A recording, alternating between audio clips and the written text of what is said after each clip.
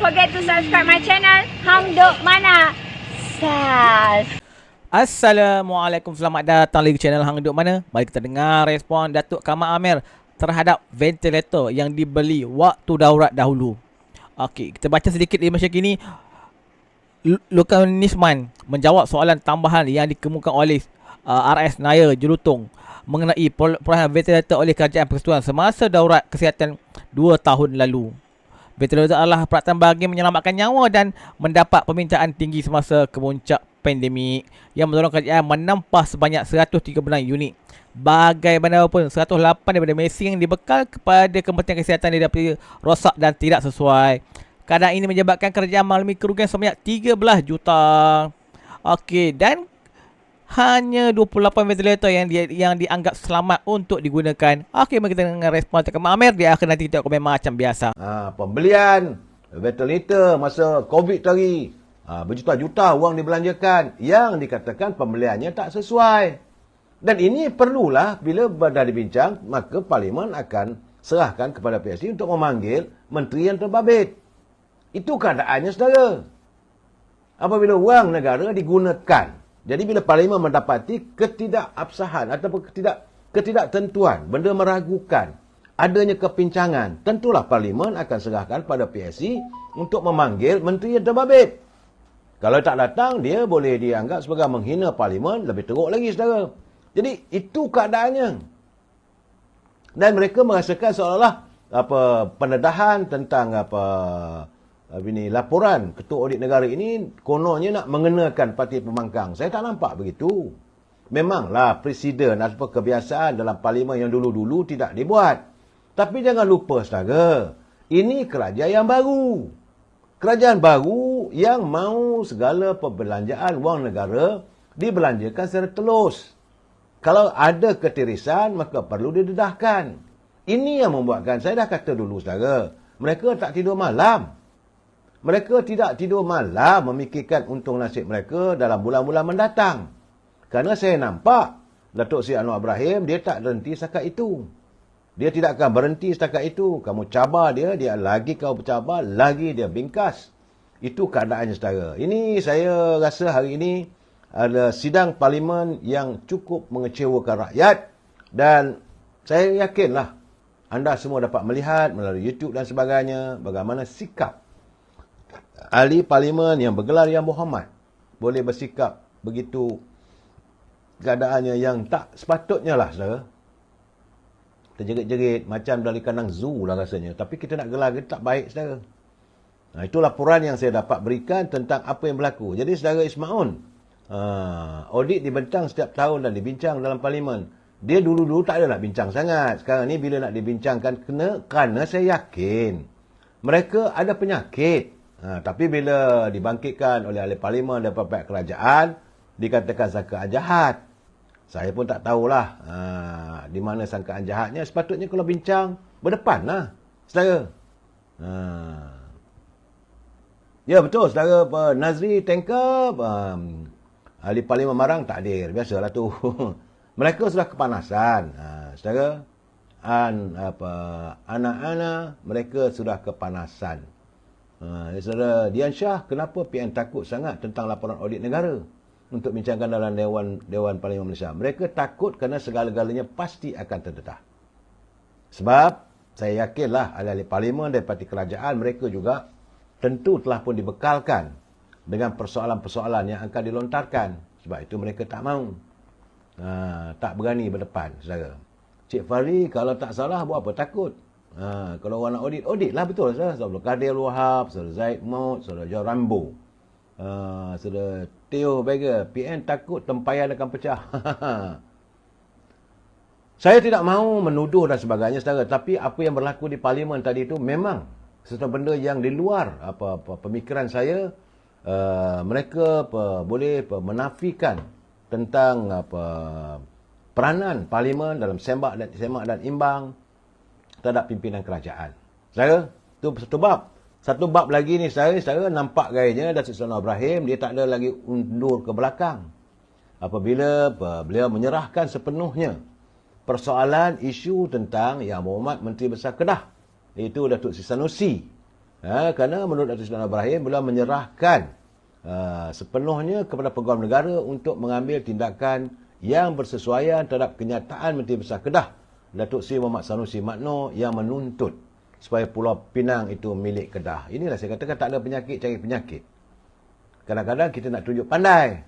Tapi kita lupa bahawa kadang-kadang tindakan kita itu boleh mengundang musibah. Kerana kalau saudara bercakap suatu benda yang menyanggah soal perlembagaan, maka tindakan undang-undang boleh diambil. Itu keadaan saudara. Sebab itu nampak gayanya hari ini di Parlimen Datuk Seri Anwar Ibrahim bila ditanya, dibangkitkan oleh ahli Parlimen daripada Alustar. Dia bertanya tentang isu Kedah dan Pulau Pinang. Cerita ni dah lama. Betul juga kata Seri Anwar Ibrahim, kalau kita membangkitkan soal Pulau Pinang milik Kedah, bagaimana Siam akan tuntut kita. Jangan lupa dulu-dulu saudara, sejarah menyatakan negara Melaka terpaksa membayar ufti kepada Raja Siam. Ini juga bagaimana pula dengan Singapura. Dah pula Johor tuntut Singapura. Berperang pula lah kita dengan Singapura. Bagaimana pula dengan kita, dengan Sabah dan Sarawak. Jadi kenapa nak dibangkitkan benda yang sudah termaktub? Semua dah termeterai. Sebelum kemerdekaan, almarhum Tengku Abdul Rahman, pemimpin negara waktu itu telah bersetuju untuk menoktahkan segala persoalan. Sudah. Tak payah nak berbangkit-bangkit. Tapi dah nampak gayanya Datuk Sanusi ni, dia suka bermain dengan sensitivity issue. Isu-isu yang kononnya boleh melonjakkan seolah-olah dia dapat jadi heroik. Dia saudara Asrul Siwa MB tebuk atap. Sekarang ni betul lah saudara, baru dia tahu langit tinggi rendah. Saya nampak bahawa Datuk Seri Anwar Ibrahim tidak akan menoleh ke belakang lagi apabila beliau telah pun menyerahkan setiap laporan. Kerana pihak polis juga kabarnya telah pun menyiapkan siasatannya dan hari ini berada di Pejabat Peguam Negara. Ini bukan isu main-main saudara. Ini isu tentang menyangkut soal keabsahan perlembagaan saudara. Sebab tu jangan bermudah bermain api. Saya haraplah agar pemimpin kita kalau berada di pentas politik, jangan sesekali kita bermain mencetuskan isu-isu yang boleh mencetuskan soal perkauman, soal agama dan sebagainya. Dan saya juga melihat saudara, kadang-kadang agak mengecewakan dalam pentas politik hari ini. Saya rasa ke mana sebenarnya politik kita? Hari ini saudara, politik carut-mencarut. Seorang yang bergelar menteri atau menteri besar pun boleh mencarut. Ini bukan budaya kita, bukan bahasa seorang yang dihormati oleh masyarakat. Dia kalau nak marah macam mana pun carilah guna bahasa-bahasa yang selembut mungkin. Tak boleh nak maki hamun, tak boleh nak mencarut saudara. Malahan saya dengar saudara mantan menteri. Dulu pun saya tak setuju. Kalau pimpinan Datuk Seri Anwar Ibrahim berucap semua, saya kata tak payahlah menggunakan bahasa-bahasa yang nak balun orang begitu. Sudahlah, cukup. Dan sekarang ini saya lihat, tengok ada menteri, bekas menteri saya boleh memaki hamun kerajaan celaka. Aduh, saya kata kenapa begitu? Apakah tidak ada perkataan lain yang mahu dilontarkan pada pimpinan negara? Boleh mengkritik, tapi tak usahlah menggunakan kata-kata yang begitu kesat dan juga sampai ke peringkat mencarut. Apa nak jadi? Anda adalah orang politik, pemimpin politik yang mempunyai para pengikut. Kalau anda wakil rakyat, kalau anda menteri besar, kalau anda menteri, ada pengikut anda di kawasan yang anda wakili. Apakah anda tidak kesian pada keluarga-keluarga yang anda wakili? Betul saudara. Saudara ikat tepi dengan komen pun mencarut juga. Betul. Kita begini bagi saya. Saya tidak akan tolerate. Sama dengan komen ke daripada DAP, sama ada daripada UMNO ke, sama ada even Datuk Seri Anwar Ibrahim sendiri pun. Kalau bila mencarut saya akan tegur. Dulu pun saya pernah menegur Datuk Seri Najib.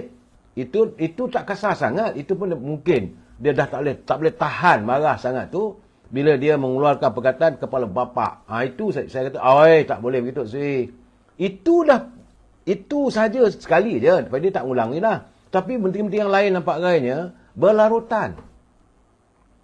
Saudara. Dengarlah apa yang berlaku di pentas ceramah Perikatan Nasional di Tanjung Karang. Lepas seorang-seorang maki hamun. Apakah rakyat perlu dihidangkan dengan politik yang sebegitu, saudara? Apa akhlaknya, saudara?